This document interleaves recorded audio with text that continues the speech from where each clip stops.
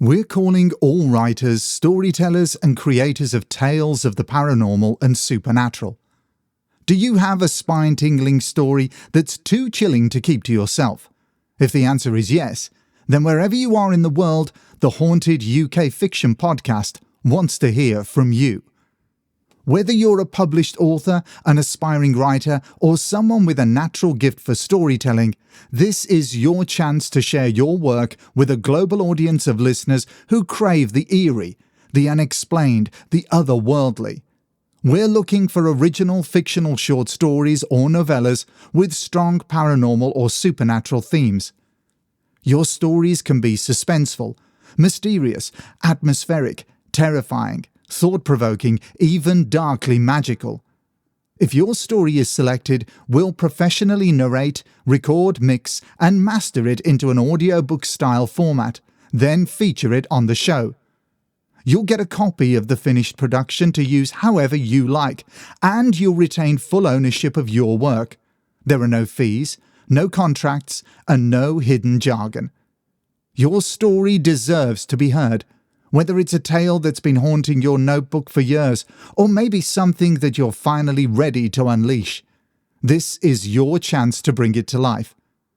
To submit your story for consideration, email us at hauntedukfiction@hotmail.com. And don't forget to follow the show on Instagram at hauntedukfiction. Now sit back and enjoy the episode.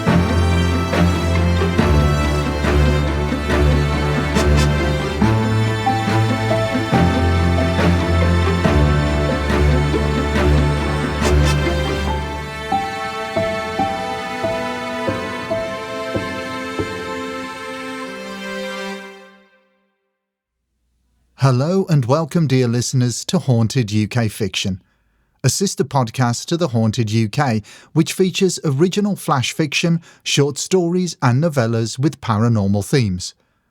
All stories you will hear were written by a collection of talented writers, authors and storytellers, both independent and professional. In today's episode, we'll be reading One Always Comes Back, which was sent in to us by Robert McDermott. Robert McDermott lives and works in Dublin. His debut novel, Jonestown, was published by Riversong Books in 2019, which was followed in 2022 by a collection of short stories, The Occulting Light, also with Riversong Books. His most recent novel is a detective thriller entitled The Fifth Shot. Robert's stories have been widely published in anthologies both in print and online. When not writing, he enjoys listening to podcasts, especially Haunted UK, and walking with his Cocker Spaniel, Alfie. Get comfortable. Grab a little something to sip on. Perhaps cuddle up under a blanket to help offset the chills coming your way. And let's dive into the story. It was the evening of December the 29th. The sun had fallen rapidly, leaving the single street of Dunbayne wrapped in the blue dark of the encroaching winter night. A few lights glowed in the windows of the huddled cottages, their buttery squares like beacons against the night, but no one ventured outdoors now that the dark had spread itself over the land. Nestled as it was in the valley of Loch Ness, Dunbayne was protected from the harshest winds, but had no way to keep out the cold.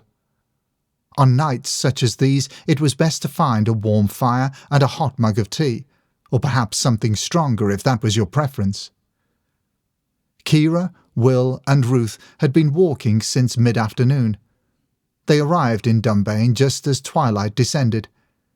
After checking into their Airbnb, they decided to get some food, only to find every establishment shut, save one. Stamping their boots on the threshold, they entered Archie Stewart's pub. The engaged excitement of their voices intruded into the silence of the large rectangular room. A few heads lifted from their pints to regard the outsiders, looking them up and down, but not saying a word. Fraser, the border collie, began to tap his tail on the floor, but made no movement towards the visitors. A dry haze of smoke from the peat fire hung in the air, and the remnants of the season, ivy, withered holly, a few sprigs of mistletoe gone yellow at the edges, hung on the beams overhead. There was nothing festive about the decorations. They looked as if they were hung to appease rather than to celebrate. Archie Stewart, a jowly, ruddy-faced man with bulbous eyes and the hard hands of a tanner, served them bowls of soup, with thick crusty bread and glasses of ale. He watched them as they ate, standing over them like a sentry. Had you looked into his eyes, you might have asked him what he was doing, asked him why he watched them as closely as he did, for it looked as if he was sizing them up as a predator would its prey. Finally, after finishing most of his soup and chewing on a hearty crust of bread, Will spoke.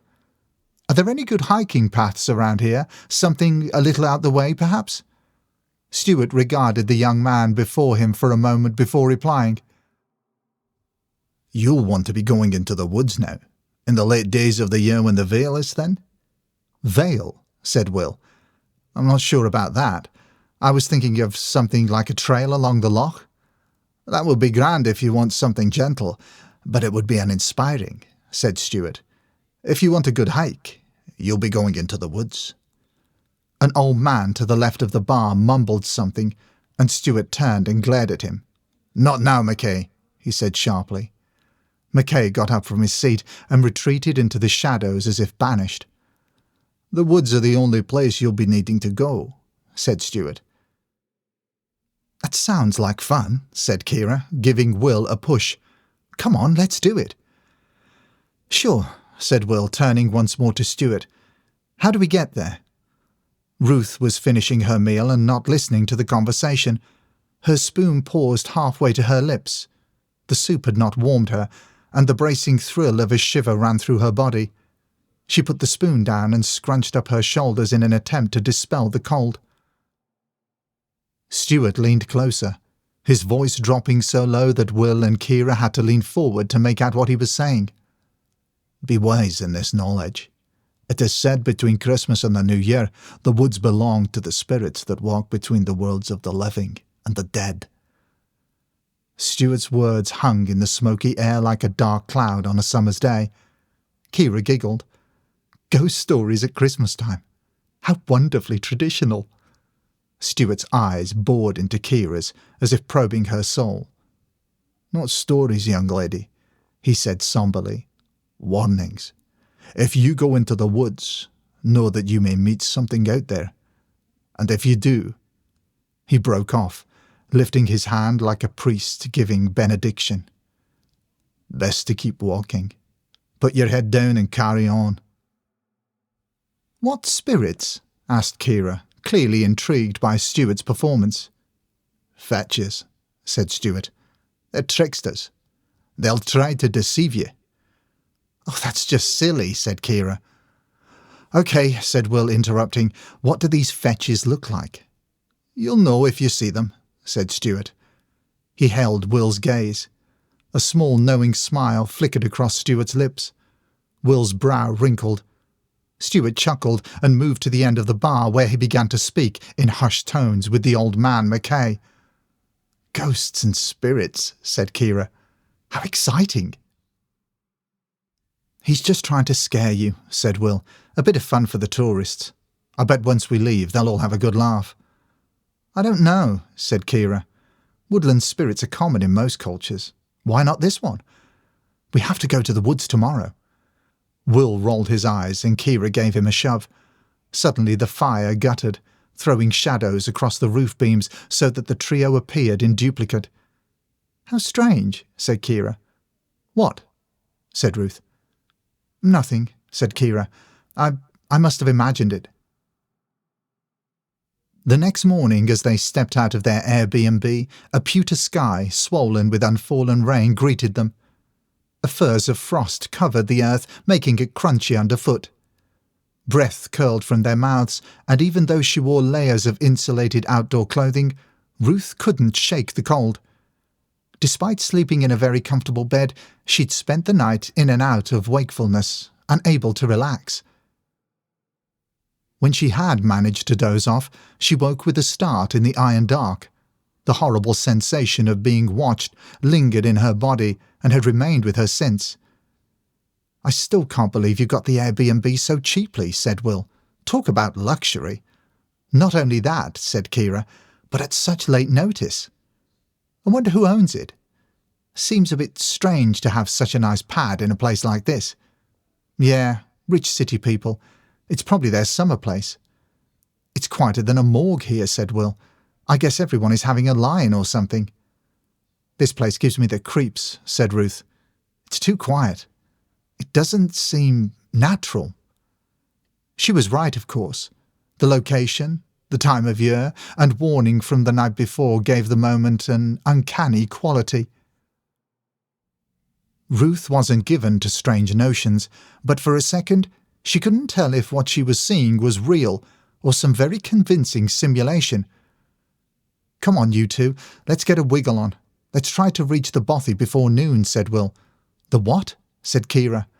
Will puffed out his chest. "Bothy," he said. "It's an old gamekeeper's lodge. The old guy in the bar drew me a map." Will took out a piece of paper. The map was nothing more than a few lines and squiggles and a large X indicating the location of the bothy. He said it was through Balmachan Woods and that there'd be a wood stove there. He said we could make coffee, and if we were lucky there might be a tin of biscuits. "No thanks," said Kira. "More for me then," said Will. As they made their way along the street, they noticed a single conifer standing in what must have been the village square. "You'd think they'd have put some decorations on it," Kira said wistfully. The path out of Dunbayne took them along the bank of the loch and up along heathland until it wound into a forest of pines and silver birches. Thin light flickered between the trees, and Will, taking the lead, spoke with optimism about the journey ahead. After climbing gradually for about 30 minutes, the pines began to merge with the primordial, darker trails of Balmachan Woods. It was like stepping back in time. Giant conifers loomed above them like ancient beings, and gnarled oaks, their limbs twisted in eternal torment, surrounded them in a claustrophobic embrace.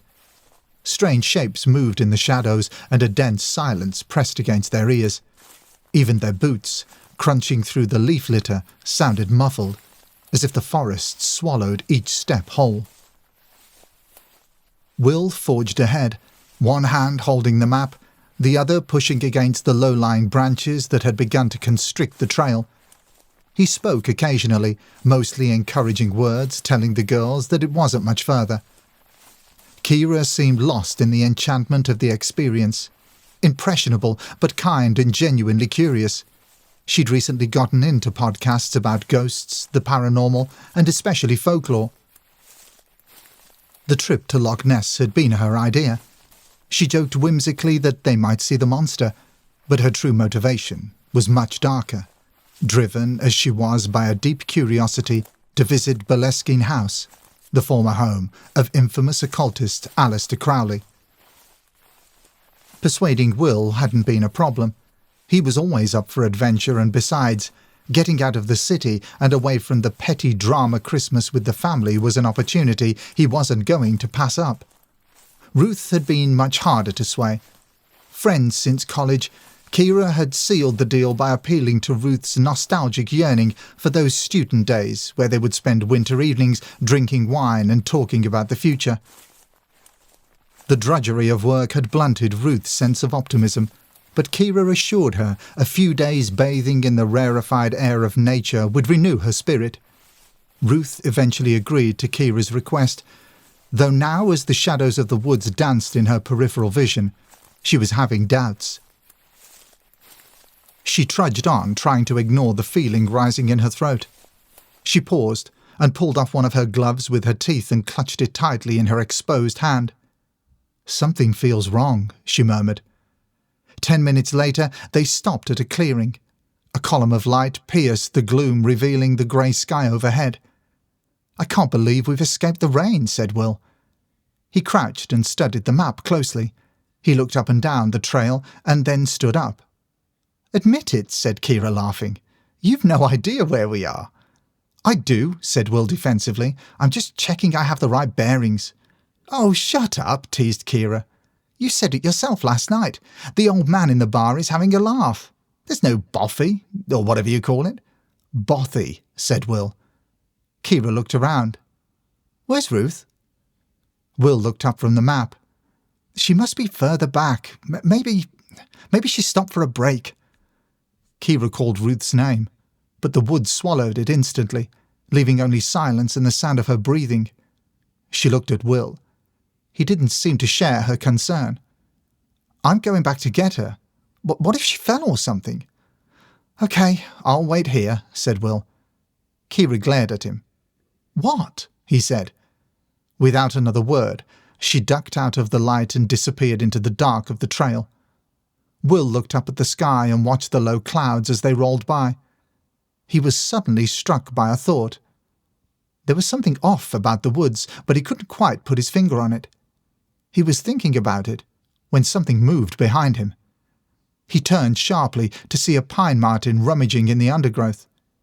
He quickly took out his phone and snapped the creature before it vanished into the trees. As he was looking at the image, he noticed something behind the animal. A shape in the background. His brow furrowed, and he squinted as he tried to determine what it was. "Is that a person?" he thought. "Surely not." He was wrapped up in that thought when Kira tapped his shoulder. Startled, he dropped his phone and swore. "Earth to Will," said Kira, chuckling. Will bent down and picked up his phone. He looked at the image of the pine marten once more. This time, the shape he'd seen in the background was no longer there. He began to form words to describe what he'd seen, but stopped when he realized how stupid he would seem. "Ruth is fine, in case you're wondering," said Kira sardonically. "What?" "You're hopeless," sighed Kira. Will didn't hear her. He was staring at the image on his phone. The figure in the background had returned. Will was enchanted by how the figure moved from the background and came into focus. It stopped and pointed into the woods. Will looked up in the direction the figure had pointed to. The forest pressed close on every side, trunks rising like the pillars of some abandoned ruin. "There!" he said triumphantly. "It's over there. The map wasn't a joke. The bothy is this way." He strode ahead, boots crunching through the leaf litter, the map clutched in his hand. Kira called his name, but Will seemed oblivious to everything except his mission to prove her wrong. He merged with the darkness and was soon gone. At that moment, Ruth appeared. She was short of breath, and Kira wondered if she was about to have a panic attack. Throughout her life, Ruth had suffered from anxiety, and occasionally, during times of stress, she would begin to hyperventilate. Kira had seen this before and knew what to do. "Look at me," she said. "Ruth, look at me." Ruth's eyes fixed on Kira's. "What can you see? What can you hear? What can you smell? And what can you touch?" Ruth began to go through Kira's questions one by one. As she did, her breathing regulated, and soon she was calm enough to speak. "What is it?" said Kira. "I saw something back along the trail," said Ruth, her voice straining and her face pale. Kira held her friend's hand and invited her to continue. "I saw myself," said Ruth, "or something that looked like me." Will looked up from the map. Ahead, among the warped distortions of the tree limbs, a figure stood. The figure was tall and wore the same jacket and boots. It was his exact double. Will stopped, more perplexed than afraid. The figure beckoned Will to approach. Will stepped forward, and as he got closer, he noticed that the figure was covered in a thin layer of moss. The figure's eyes were the same bright green, and his hair was flecked with green. The map in his hand looked not like paper, but like a skin of bark, veined with dark lines.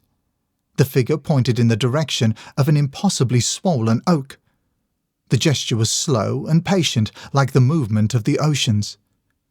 A palpable sense of time moved through Will, as if he were experiencing this forest as it was eons before. The figure receded deeper into the trees until it stopped at the rotund trunk of the oak. Hypnotized by the pulsating movement of the trunk, Will followed. "I knew it was here," he said just as he reached the oak. A rush of shifting branches thrilled through the air. There was a tiny, stifled scream, then a stillness, and finally a silence. The trail where Will had walked was already renewing itself, his tracks filling in as if the woods itself meant to erase him. The silence deepened as if the forest was taking a breath before resuming its task. By noon, Kira and Ruth had given up looking for Will.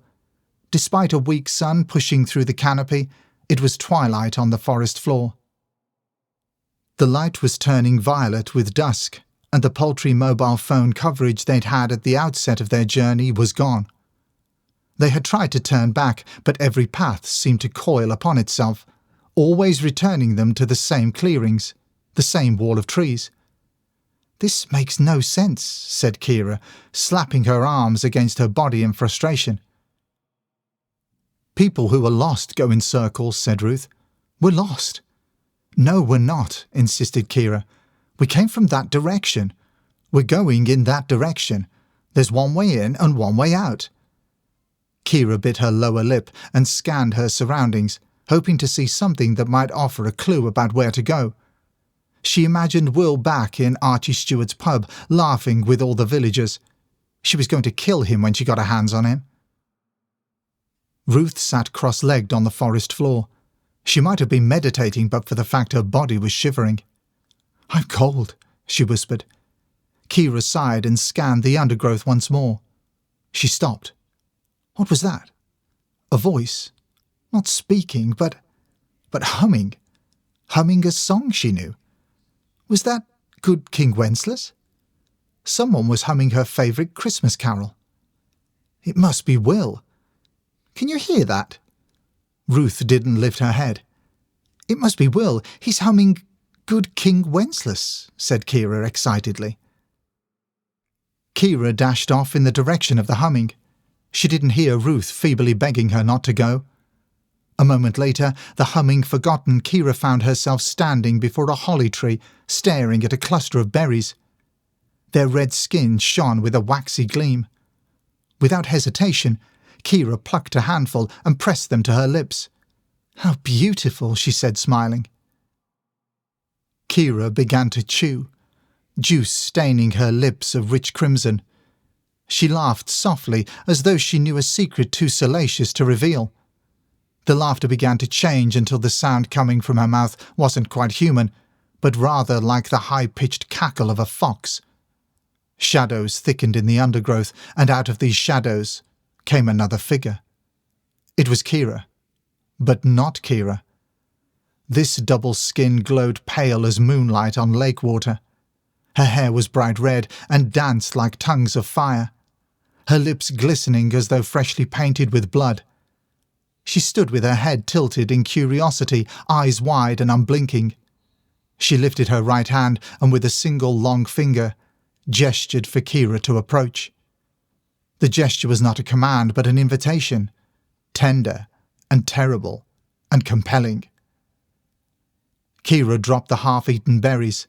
For a time she simply gazed at her mirror image, as though seeing in this figure the person she had always wanted to become, beautiful and terrifying, drawn forth from the dark woods of her heart. She stepped forward without hesitation, feeling the heat of lust rising in her body. The fetch reached out, and Kira took its hand. Their fingers laced together, intertwined like two spiders embracing in a deadly kiss. Then both were gone, absorbed into the trees, swallowed into the dark, leaving only a deep hush. On the forest floor, the berries lay scattered, as though a heart had burst open. Suddenly alone, Ruth wandered back down the trail. The cold was setting in and she couldn't stay where she was. Though her watch said it was just before 1 p.m, the failing light suggested it was much later. It wasn't just the persistent gloom of the woods, but something much more arcane. It put her in mind of a production of Macbeth she'd seen at school. The double of herself she'd seen earlier had taken up residence in her mind like a guilty secret. Her breath rasped, and a feeble thread of warmth pushed up from her throat, only to vanish in the frozen air. The world was suffocating. The furrowed bark of the great oaks began to form into leering faces, and in her growing terror, they began to speak to her, mocking her, calling her names just like the popular kids had in school. She had tried to find Kira, calling for her until her voice was little more than a whisper. Every path looped back upon itself, circling again to the same clearing, the same furrowed oak of jeering mouths that seemed to grow louder and more numerous with each return. The forest was a labyrinth, and she was lost in its twists and turns. And then, at the centre of the clearing, emerging from behind the screaming oak, her double stood, as silent and as expressionless as a mannequin. Its posture mirrored Ruth's exactly. Hands clenched at its sides, shoulders hunched against the cold. Yet the details were wrong in ways that unsettled her beyond ordinary fear. The double skin had the pale, translucent quality of rendered fat, and its face was a shining white, like that of a porcelain doll. Its eyes had a strange brightness, as if they were catching every stray glimmer of light, deepening the darkness. Its mouth was fixed in a faint, patient smile, as if it already knew what choice Ruth would make. Ruth couldn't run, not only because there was nowhere to go, but if she had somehow mustered the willpower to flee, she was sure her legs would buckle and break like ice falling from the eaves of a house. Every trail was the same trail. She could not call out for help, for there was no one left to hear her cries. The forest belonged to the fetches now. The double raised its hand and began to walk toward her. It didn't hurry, nor was there any menace to its advance. No, it was simply inevitable, like the slow erosion of the seashore. Step for step, its feet sank where hers had been. It was as if everything was folding back into itself. Ruth tried to speak. The words she uttered were small, like a child's, and were instantly swallowed by the dark. The fetch now stood before her. Its breath mingled with her own and began to push through her lips, into her mouth, and down her throat. The intense cold radiating from it was like a shadow made flesh. For a moment she believed she'd conjured it herself. A trick of exhaustion, a memory of a fairy tale brought to life. Her double smiled, its mouth wider than the horizon, its teeth pale against lips that never moved. Ruth knew on some intuitive level that everything happening to her had begun the moment she had stepped into the woods. As her double stepped forward to absorb Ruth's being, the final sensation she felt was the cold press of its hands as they reached for her face, and the terrible certainty that it had always been her, the truer self, the one meant to walk these woods forever. She understood she was being hunted. She was being reclaimed. As dusk on the last day of the year settled around Dunbayne like a sleepy cat, the village folk gathered in the square. Custom made the evening solemn. There would be no music, no dancing, no laughter, only silence and waiting for what was to come. From the forest and down through the heathland, a woman moved in stiff, regular steps. Sprigs of conifer adorned her hair, and her boots were scuffed and swollen from the damp. As she neared the village, her pace increased as though being propelled by something other than her own will. It was Ruth, or something that looked like Ruth. The villagers parted into two lines, creating a guard of honour for her, bowing their heads as she passed. Fraser the collie whimpered. Archie Stewart snapped the leash and the dog fell silent. Two teenage girls appeared with sprigs of blackened holly, one either side of him. Stewart addressed those gathered in the voice of a preacher who held God in his heart, but had seen the devil. 2 are taken. 1 is given back. The villagers murmured the response, their voice low, reverent, dutiful. So it has ever been, and it will always be. They fell in behind her, a slow procession towards the single conifer in the square. At the base of the tree stood a bowl of water from the loch, dark and still like the eye of some ancient beast. The villagers formed a circle around it. The woman was led to the centre. She did not resist. Her eyes were fixed on some point beyond the realm of the ordinary world. Stewart dipped the holly in the water and shook the drops across the woman's brow. 1 for the loch, 1 for the earth, and 1 for the blood of the trees. The villagers echoed him, their voices rising together. The woman smiled and, crouching down, placed her hands calmly into the bowl. The water darkened, blooming a vibrant red which flowed over the sides of the container. Then she rose, still smiling. Stewart lowered the holly. The covenant is kept. The year turns. The villagers droned in one voice made of many. The year turns. After that they filed out into the night without another glance. Every year the trees choose who has returned, said Mackay as he passed Archie Stewart. Aye, said Stewart, and every year we prosper. The old man nodded and continued on his way. Stewart watched as the last of the villagers disappeared into the darkness before pouring the contents of the bowl over the ground at the base of the conifer. He went over to the woman, tapped her lightly on the arm, and waited for her to return to the woods. As she merged with the night, he caught the sound of her soft humming, recognizing it as a Christmas carol none in Dunbayne had sung for generations.